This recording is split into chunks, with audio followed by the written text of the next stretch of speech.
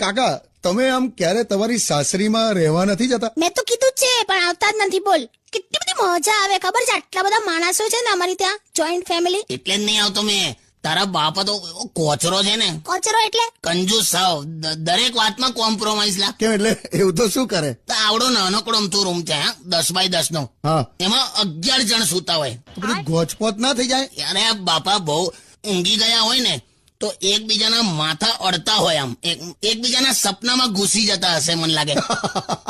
અને એ રૂમમાં છે ને એક પંખો છે, મારા સસરાને એના લગ્નમાં મળ્યો તો. એ તો મારા મમ્મીના મામાએ લગ્નમાં આપ્યો તો. હવે જે હોય તે, પણ એ પંખો એટલો બધો અવાજ કરે છે ને, એમ ખડક ખુડ ખુડ ખુડ ખુડ ખુડ ખુડ ખડાક ખુડ.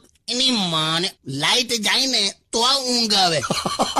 ના ના ના ના, મારા પપ્પા તો છે ને બહુ જ દાનવીર છે. તંબુરો, તારા ઘરના ઉંદર હોવ બહારથી જમીન ઘેર આવે છે.